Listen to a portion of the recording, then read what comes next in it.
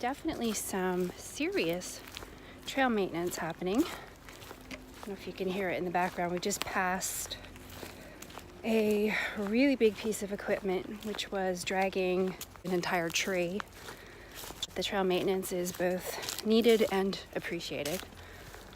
I really have to watch my footing because there's a lot of very huge rocks that are churned up now, just ready to trip me if I'm not paying attention, and I'm quite the klutz, so I need to focus. Doing my typical Monday morning check of the week ahead, both on my calendar and the weather as options that are going to be the best bet for the week to come out, especially with Ella, since she does not do well in the rain.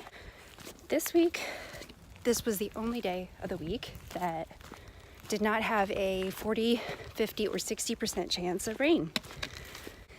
I just looked at Ella and said, okay, that means today is the day, let's go.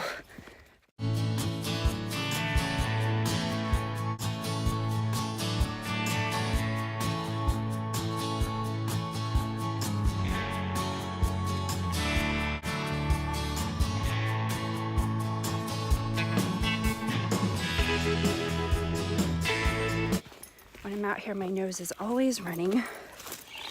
I don't know why. When I'm out gardening, it does the same thing. So I've been using these as my current bandana of choice on the trail. But anyway, today I'm focusing on what you need to do, not only in a mindset manner for transitioning between the seasons of winter to spring hiking, but also, what most importantly, the changes that you need to think about in your pack. So they call them shoulder seasons, fall and spring. Step out at home before a hike and, take stock of what I think I need, look at the weather reports and what they assume is going to happen. You know how that goes. This year is actually, I want to say it's a pretty early spring. April has been beautiful. And March actually was pretty nice for considering last year and some previous years we've had a lot of snow and ice.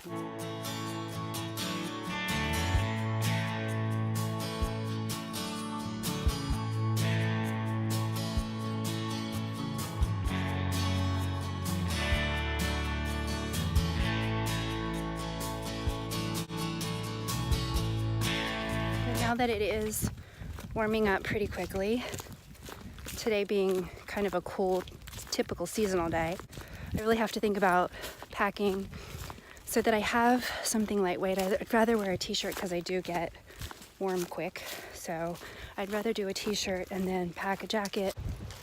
So stopped for a snack and had to put my I have a lightweight fleece in my bag, bring some kind of a jacket, and the breeze picks up, it really starts to make me chilly, so it's important to have another layer with you. For every 1,000 feet that you climb, the temperature will drop 3 to 4 degrees, so that's something else to keep in mind depending on where you're hiking and the elevation profile. Hypothermia is real in the in-between season, so definitely something to be very smart about. That said, I also keep gloves in my bag for that, just in case, you get stuck out here, get lost or whatever. And keeping those extremities warm is important. Now I'm really thinking about the bugs. I've heard reports that ticks are supposed to be very rough season for them. I honestly had seen some on a really warm end of February day. Last year I had a natural bug spray that I put in a little spray bottle and I kept it in my pack.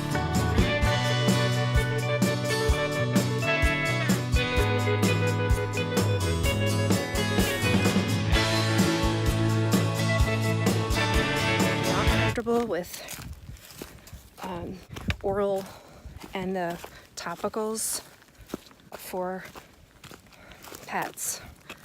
I've heard a lot of really rough stories about reactions, and while Lyme's is no joke and I want to avoid it, I'm really not willing to risk, putting those toxins on ourselves and making either me or especially Ella ill now that it's getting real warm real quick.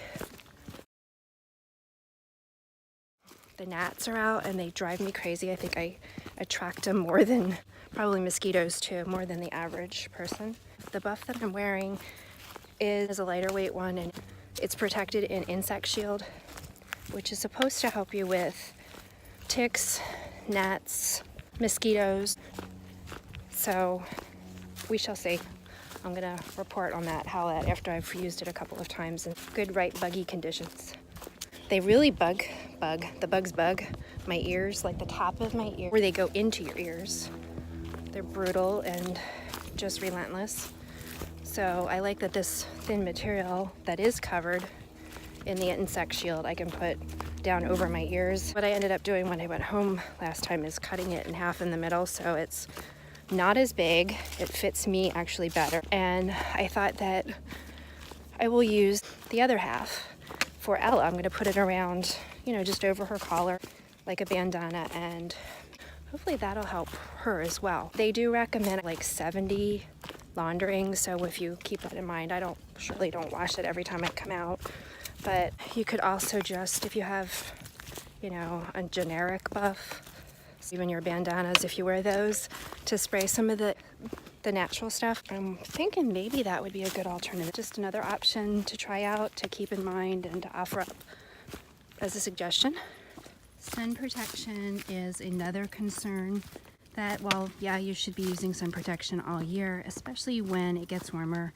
You need to be extra vigilant about it. Wearing sunscreen on my face, at least I have been for the last month, because I know my nose, even like my chest, shoulders, those are places that do burn more easily. So I'm trying to keep them protected while I'm out here.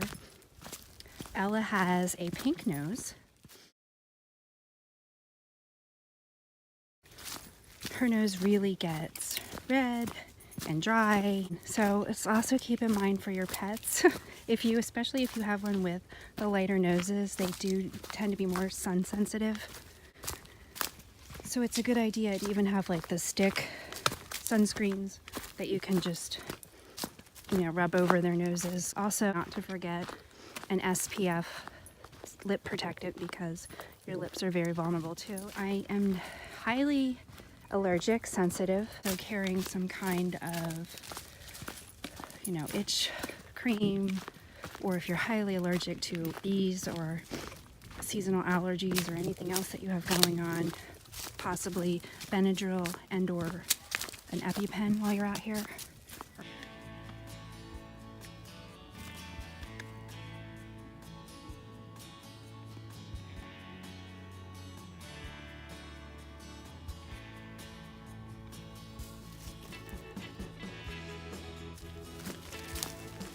Some spots, the path is so wide that the truck can drive through it.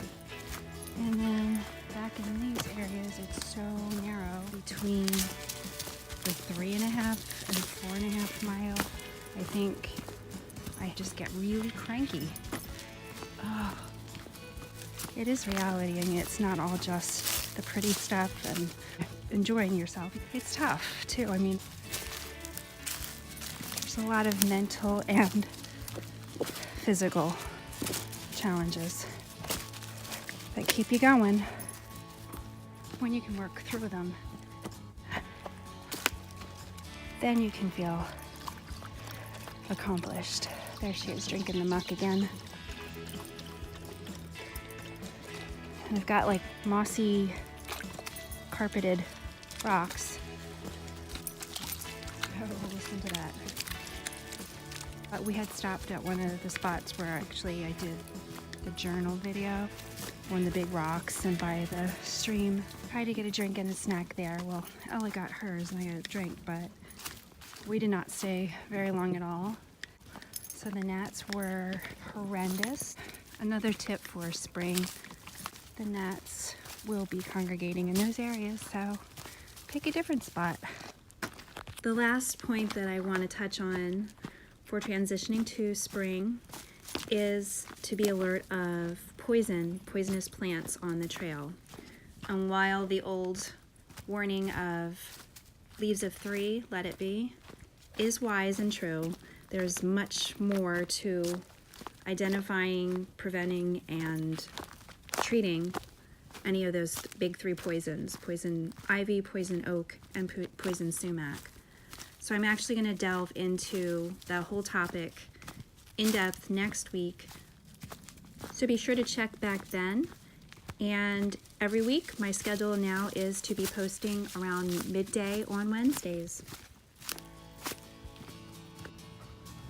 Is it time for snacks? Let's see.